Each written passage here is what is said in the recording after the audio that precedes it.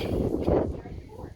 That is exactly the position that these young men should have been in. And instead, they have the pressure of knowing that the entire United States has their eyes here on Charleston Harbor. Tension is rising here at a rapid rate.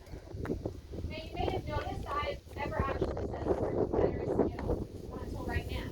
And that is because it takes time for the true Confederacy to form. South Carolina simply starts the domino effect. Slowly but surely, other states would order their articles of secession.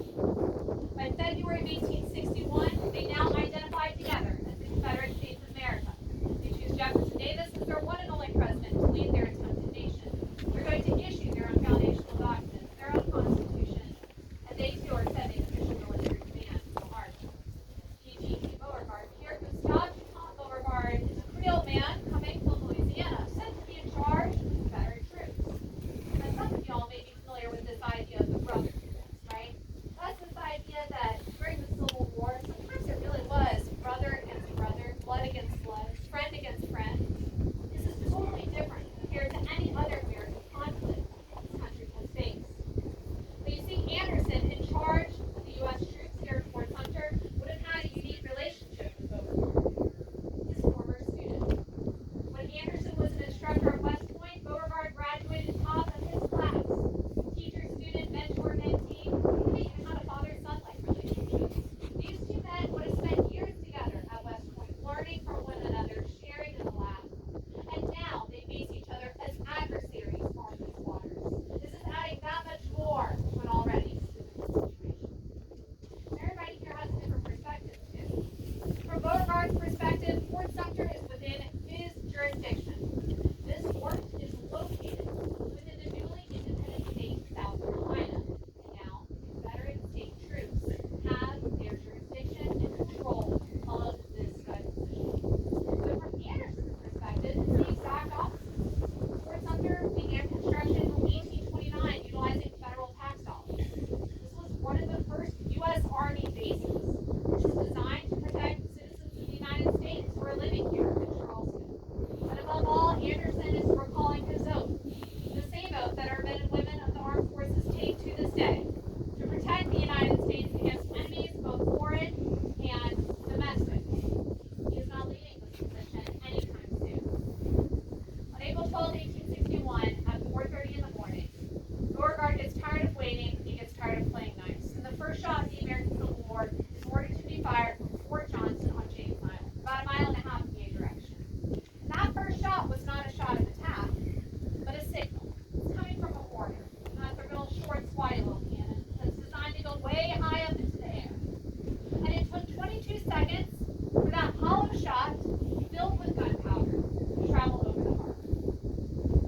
We're just a couple of days away from the anniversary of the start of this month. I want you to take a moment to realize you're standing where 163 years ago those soldiers stood. And I want you to wonder what is going on through their minds as they saw that shot travel across the sky and they saw the trajectory of the United States forever change. When that exploded, it was the signal. It's game time. Every single gun position throughout Charleston Harbor is now occupied by approximately 3,000 Confederate supporting militia. They could begin their 36-hour assault on where we're standing right now. And I know it's hard to believe, but in those 36 hours, not a single soul was lost on either side. Both groups are in communication with one another, and Anderson's looking for options. 85 against 3,000, the odds are not in his favor. But the last thing that he wants to do is to raise a white flag of surrender over Fort Sumter. He does not want to recognize the Confederacy as a legitimate threat, a legitimate foreign power. But by day 3, he is struggling. Not only has a fire begun within this fort, but that fire began in the gunpowder room right next to the barracks. There is no safe way out of this alive. A middle ground, a gentleman's truce is reached. The United States Army is not to surrender. They are to evacuate. The conditions here at Fort Sumter are unsafe. These men are tired, they're growing hungry, and they need to return home to their families alive. Anderson agrees to lower the U.S. flag April 14, 1861, not knowing when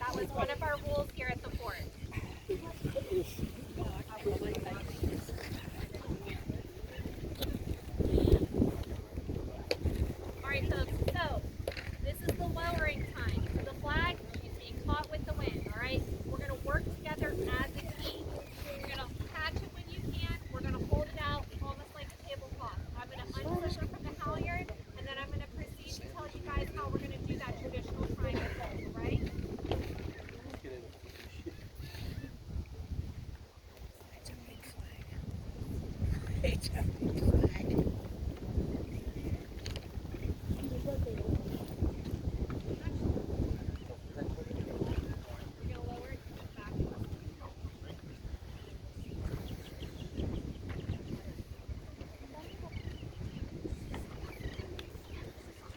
right, folks, every day around the world, when this flag is raised, it is raised swiftly. This is to represent the United States' rapid rise amongst the community of nations. And at the end of the day, it is lowered slowly and respectfully, that we may pause and reflect on those who helped to build this country.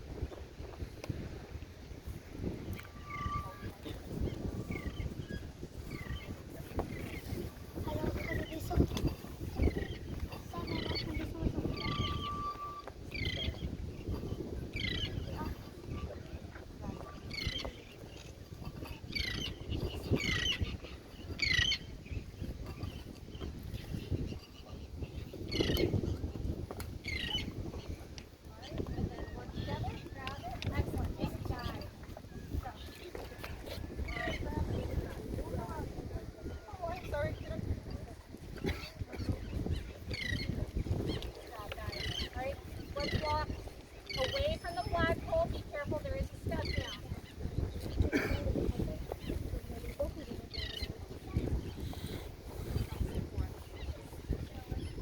job. Be careful with any step down, folks.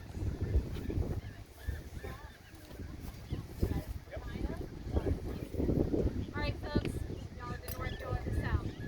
Southerners, show them some of that southern hospitality. Let's fold in half, all right? We want stripes up, folks. Good job. We're going to fold it out like a tablecloth once more, nice and taut. Excellent. Stripes up. Very good. All right, northerners, go ahead and return the favor. Fold in half once more. We have stars on both sides. All right, hold it nice and tight. You're going to start us.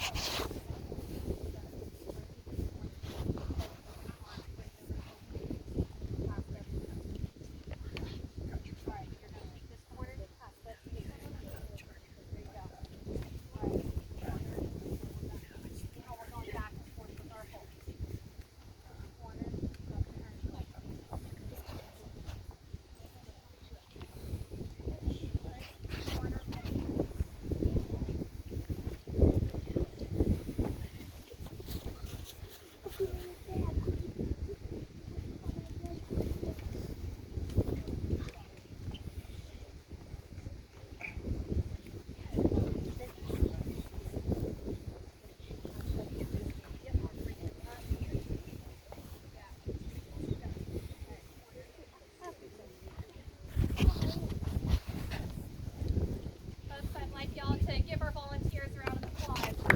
Thank you all for coming out.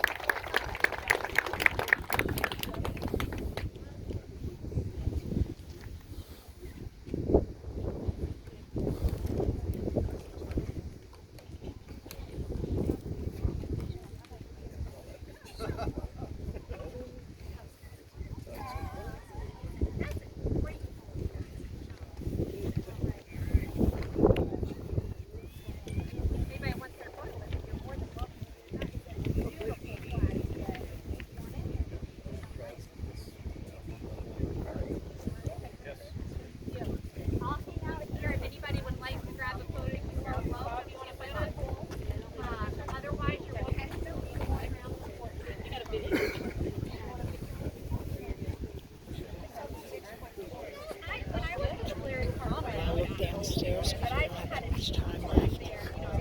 Flag back up. I think it's down at sunset. I don't know. Everybody's leaving.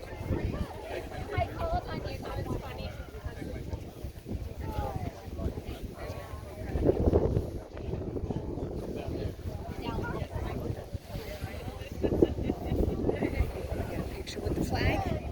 Oh, no. I was sitting next to that guy. Yeah.